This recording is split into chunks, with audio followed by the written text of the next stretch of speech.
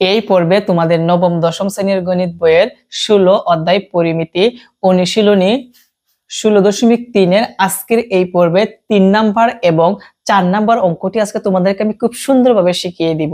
তো দেখো, উদ্দীপকটা হচ্ছে 3 নাম্বারের একটি বৃত্তাংশের ক্ষেত্রফল 77 বর্গমিটার এবং বৃত্তের ব্যাসার্ধ 21 মিটার, বৃত্তচাপটির কেন্দ্রে যে কোণ উৎপন্ন হয় তা নির্ণয় করো। তার মানে আমাকে কোণ নির্ণয় করতে হবে, কত ডিগ্রি কোণ। তো সাপোজ এদিকে আমি একটা চিত্র অঙ্কন করছি, এটা হচ্ছে একটা বৃত্তাংশ। তো এই বৃত্তাংশের এটা হচ্ছে থিটা, এই থিটার মান বের করতে হবে। আর এটা হচ্ছে ব্যাসার্ধ হচ্ছে কত সেমি? 21 সেমি। তো এখন একটা জিনিস একটু ভালোভাবে তোমরা যদি একটু খেয়াল করো তাহলে বুঝতে পারবা, উদ্দীপকের মধ্যে কিন্তু একটি বৃত্তাংশের ক্ষেত্রফল দেওয়া আছে। যেহেতু বৃত্তাংশের ক্ষেত্রফল দেওয়া আছে, তোমরা দেখো একটু, বৃত্তাংশের ক্ষেত্রফলটা হচ্ছে 77 বর্গমিটার। তো আমি প্রথম যখন পরিমিতি অধ্যায়টা শুরু করি, অর্থাৎ 16.1 শুরু করি, 16.2 শেষ করি, তখন প্রত্যেকটা অঙ্কের মধ্যে আমি বলছি যদি একটা ক্লু দেওয়া থাকে তদ্রুপ ভাবে ওইরকম আরেকটা মান বের করতে হবে। যেমন এই জায়গার মধ্যে একটা বৃত্তাংশের ক্ষেত্রফল দেওয়া আছে, আমরা যদি আরেকটা বৃত্তাংশের ক্ষেত্রফল বের করতে পারি তাহলে উদ্দীপকের একটি বৃত্তাংশের ক্ষেত্রফল আর আমরা বের করব আরেকটি বৃত্তাংশের ক্ষেত্রফল, তাহলে কয়টা হয়? দুইটা। সেজন্য প্রশ্ন মতে এক ক্ষেত্রফল সমান আরেকটা লিখলে এখান থেকে কিন্তু আমাদের থিটার মানটা চলে আসবে, অর্থাৎ কোণটা নির্ণয় হয়ে যাবে। আমাদের বলছে বৃত্তচাপটির কেন্দ্রে যে কোণ উৎপন্ন হয় আমাদের কোণটা বের হয়ে আসবে। বুঝতে পারছো?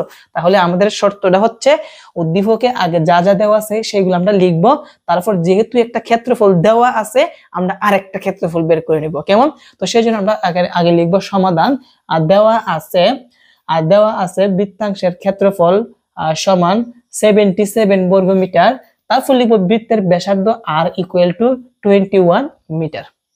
লক্ষ্য রাখো, আমরা লিখছি সমাধান দেওয়া আছে বৃত্তাংশের ক্ষেত্রফল 77 বর্গমিটার এবং বৃত্তের ব্যাসার্ধ আর ইকুয়াল টু কত দেওয়া আছে এখানে? আর ইকুয়াল টু 21 মিটার দেওয়া আছে। ওকে, যেহেতু এখানে একটা ক্ষেত্রফল দেওয়া আছে, আমরা বলছি যে আরেকটা ক্ষেত্রফল বের করতে হবে, সেই জন্য লিখবো আমরা জানি বৃত্তাংশের ক্ষেত্রফল সমান theta divided by 360 degree into pi r square বর্গ একক। যেহেতু এটা হচ্ছে বৃত্তাংশের ক্ষেত্রফল, আবার এইটাও কিন্তু বৃত্তাংশের ক্ষেত্রফল। কয়টা হলো বলো তো? দুইটা। এখন আমরা প্রশ্ন মতে এই ক্ষেত্রফল সমান এই ক্ষেত্রফল যদি লিখি, এখান থেকে কিন্তু থিটার মান চলে আসবে। থিটার মান যা আসবে আমাদের অ্যান্সারটা তাই হবে। বুঝতে পারছো? তো আমরা চাইলে এখানে একটা জিনিস লিখতে পারি যে মনে করি বৃত্তচাপটির কেন্দ্রে উৎপন্ন কোণ সমান থিটা। এই কথাটা তোমরা লাগাই দিলে ভালো হবে, যেহেতু আমরা থিটার মানটা বের করব। কোথায় লিখবা? এখানে লিখবা। এবং বৃত্তের ব্যাসার্ধ আর সমান 21 মিটার। তারপর এই লাইনের মধ্যে লিখে দিবা যে আমরা মনে করে বৃত্তচাপটির কেন্দ্রের উৎপন্ন কোণ থিটা সমান থিটা লিখবা।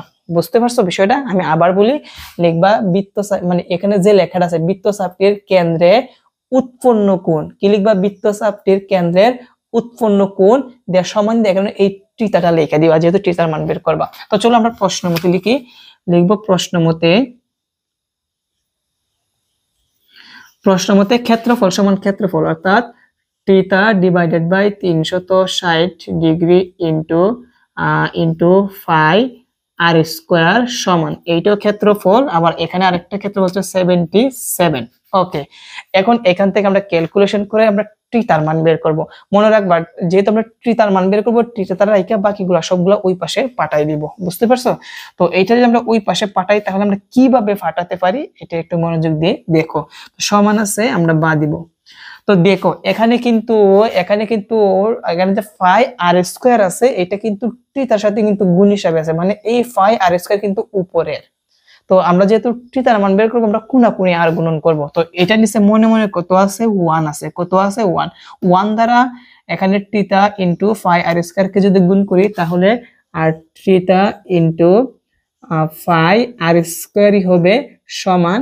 আর এইভাবে কোণাকুণি যদি আমরা গুণ করি, 77 দ্বারা যদি আমরা 360 কে গুণ করি তাহলে আসবে হচ্ছে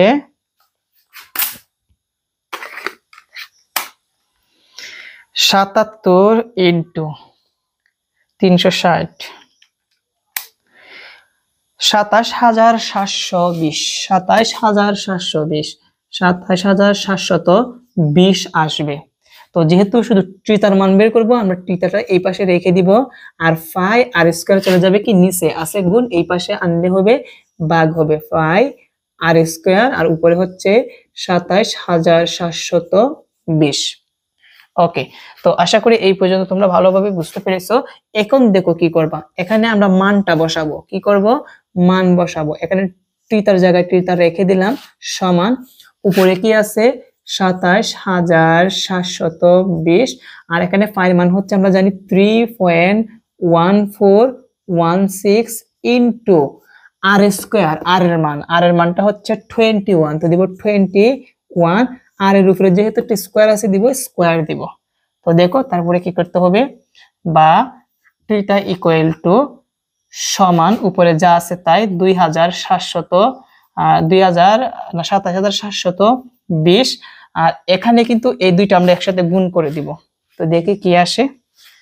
প্রথম হচ্ছে 3.1416 ইন্টু 21-এর উপর একটা স্কয়ার আছে, তো আমি দিব 21-এর উপর একটা স্কয়ার দিব। আসবে যা আসবে আমি সবগুলো এখানে লিখে দিব। আসবে হচ্ছে 1385, মানে 1385.4456 আসবে। তো এখন এইটা দ্বারা যদি আমরা ভাগ করি তাহলে কি আসে দেখি। আগে আমরা উপরেরটা লিখবো, ২৭,৭২০ ভাগ হচ্ছে 1385.4456, ভাগ করলে আসবে হচ্ছে, দেখো অনেকগুলো সংখ্যা আসে, আমি এই জায়গার মধ্যে লিখি 20.0080032, এইভাবে মানটা আসে। এখন আমরা লিখবো কত পর্যন্ত, এইটা হচ্ছে আমাদের কি মানে মূল বিষয়। তো এখান থেকে আমরা দশমিকের উপর 3টা নিব, মানে 8 পর্যন্ত নিব, এই পর্যন্ত নিব। বুঝতে পারছো? যেহেতু দশমিকের পর যদি তুমি 200 অঙ্ক নেও, তো দশমিক পর 2 অঙ্ক কি আছে, 00, তাহলে 0 কিন্তু মান হয় না। সেই জন্য আমরা সাথে আরেকটা নিব, মানে একটা সার্থক অঙ্ক নিব। কত নিব, 8 নিব। সেই জন্য লিখব 20.008। যেহেতু থিটার মান বের করতে হবে, সেই জন্য ডিগ্রি দিতে হবে। কোণ যেহেতু আমাদের বের করতে হবে, আমরা জানি কোণের উপর একটা কি থাকে, ডিগ্রি থাকে। তো আমরা পেলাম, অতএব আমরা থিটা ইকুয়াল টু কত পেলাম, 20.008 ডিগ্রি। যেহেতু আমাকে বলছে যে বৃত্তচাপটির কেন্দ্রে যে কোণ উৎপন্ন হয় তা নির্ণয় করো, আমরা লিখবো বৃত্তচাপ কেন্দ্রে উৎপন্ন কোণ সমান এত ডিগ্রি, অ্যান্সার। অতএব বৃত্তচাপ কেন্দ্রে উৎপন্ন কোণ এত ডিগ্রি, অ্যান্সার। তো আশা করি একদম সহজ একটা অঙ্ক দেওয়া আছে, সেটি তোমরা ভালোভাবে বুঝতে পেরেছো। আমি আর একটা বার বলে দিচ্ছি, উদ্দীপকে যা যা আছে আমি দেওয়া আছে লিখলাম, আর বলছি এখানে একটা লাইন লিখে দিবা যে বৃত্তচাপটির কেন্দ্রে উৎপন্ন কোণ সমান থিটা লিখে দিবা। যেহেতু একটা ক্ষেত্রফল দেওয়া আছে, হ্যাঁ অবশ্যই আমাকে আরেকটা ক্ষেত্রফল বের করতে হবে। তো আমি যে আরেকটা ক্ষেত্রফল বের করি, আমরা লিখবো, আমরা জানি বৃত্তাংশের ক্ষেত্রফল সমান এত বর্গ একক, তাহলে এইটাও বৃত্তাংশের ক্ষেত্রফল, এইটাও কিন্তু বৃত্তাংশের ক্ষেত্রফল। কয়টা হলো, 2টা। প্রশ্ন মতে এইটা সমান আমরা এইটা লিখবো। দেখো লিখছি। এখন কোনাকুনি গুণ করছি আর গুণন করছি, তো এটা নিচে 1 আছে, 1 দ্বারা যদি আর theta into phi r square কে গুণ করি এইটাই হবে, আর 77 দ্বারা যদি এইটাকে গুণ করি এইটা আসবে। এখন যেহেতু থিটার মান বের করব, থিটা রেখে দিছি, ফাই আর স্কয়ার গুণ এই পাশে আনলে হবে ভাগ, আর এখানে ফাই এর মানটা বসাইছি, আর এর মানটা বসাইয়া উপরে স্কয়ার দিছি। এখন এইটাকে গুণ করলে আসবে এইটা, উপরে যা আছে তাই। এখন ভাগ করলে আসবে এইটা আসবে, আর এটা হচ্ছে আমাদের থিটার মান, আর থিটা হচ্ছে কি আমাদের কেন্দ্রের উৎপন্ন কোণ, অর্থাৎ এই কোণের মান বের হইছে। তো শিক্ষার্থীরা, আশা করি তোমরা 3 নাম্বার প্রশ্নের সমাধানটি তোমরা খুব সুন্দরভাবে বুঝতে পেরেছো। এখন চলো আমরা 4 নাম্বার প্রশ্নটি সমাধান করি।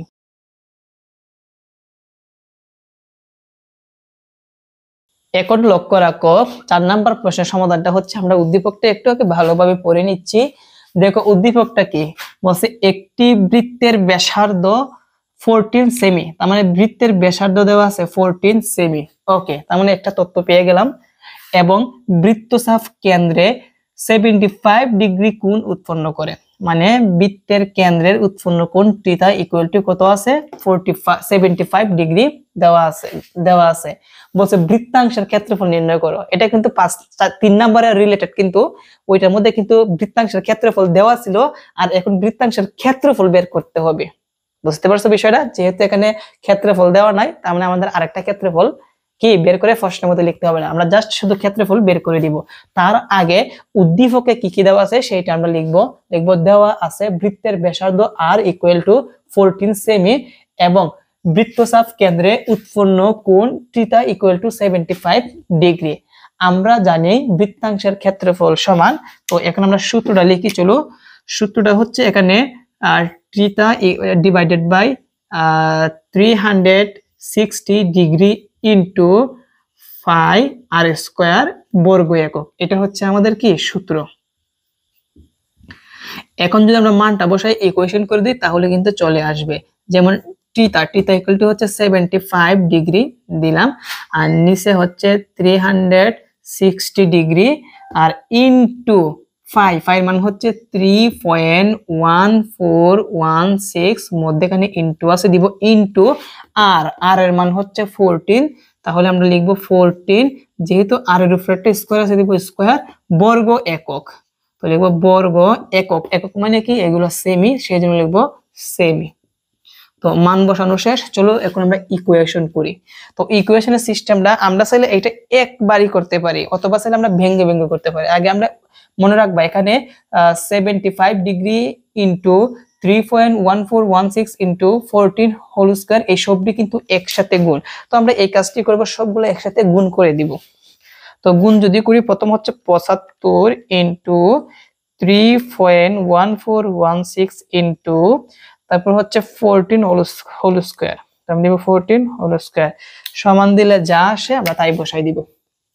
তো আসে হচ্ছে এখানে 4618, তারপরে হচ্ছে আবার 1.52, এইটা আসে। ওকে, আর নিচে কত আছে, 360 ডিগ্রি বর্গ সেমি। এখন যদি আমরা উপরেরটাকে নিচের সংখ্যা দিয়ে ভাগ করি তাহলে দেখো কি আসে।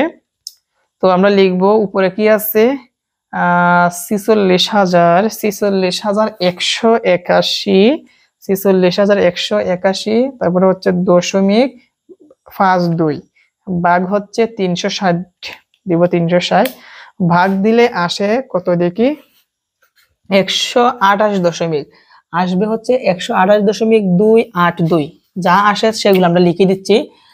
128.282, যেহেতু বর্গ সেমি সেই জন্য লিখবো বর্গ সেমি। আর এটা হচ্ছে আমাদের আনসার। আমাদের বলছে কি, আমাদের বলছে বৃত্তাংশের ক্ষেত্রফল নির্ণয় করো। দেখো আমরা সহজে কিন্তু বৃত্তাংশের ক্ষেত্রফল নির্ণয় করেছি। তুমি চাইলে এই জায়গার মধ্যে আনসারটা লিখে দিতে পারো, অথবা তুমি চাইলে লিখতে পারো অতএব বৃত্তাংশের ক্ষেত্রফল এত বর্গ সেমি অ্যান্সার, এভাবে লিখলে হবে, কোনো সমস্যা নাই। তো দেখো আমি আরেকটা আবার বুঝিয়ে দিচ্ছি। উদ্দীপকের মধ্যে বৃত্তের ব্যাসার্ধ দেওয়া আছে, আর হচ্ছে বৃত্তচাপ কেন্দ্রের উৎপন্ন কোণ থিটা ইকুয়াল টু 75 ডিগ্রি দেওয়া আছে। যেহেতু বৃত্তাংশের ক্ষেত্রফল আমাকে বের করতে হবে, সেই জন্য লিখবো, আমরা জানি বৃত্তাংশের ক্ষেত্রফল সমান, সূত্রটা হচ্ছে theta divided by 306 degree into 5 r square বর্গ একক। এখন থিটার মান হচ্ছে 75 ডিগ্রি, আর নিচে যা আছে তাই, 5 মান হচ্ছে 3.1416 ইন্টু আর এর মান হচ্ছে 14, উপরে আছে স্কয়ার, এই সবটি একসাথে গুণ করে আসবে এইটা, নিচে যা আছে তাই। এখন এইটাকে এইটা দ্বারা ভাগ করলে আমাদের এত বর্গ সেমি আসবে, এটাই হচ্ছে আমাদের বৃত্তাংশের ক্ষেত্রফল। তো আশা করি আজকের এই পর্বের মাধ্যমে তোমরা অনুশীলনী 16.3 এর 3 নাম্বার এবং 4 নাম্বার প্রশ্নের সমাধানগুলো তোমরা ভালোভাবে বুঝতে পেরেছো। আমরা পরবর্তী পর্বে 6 নাম্বার থেকে শুরু করব, 6 নাম্বার থেকে না 5 নাম্বার থেকে শুরু করব। আজকে এই পর্যন্তই, সবাই ভালো থেকো, আসসালামু আলাইকুম।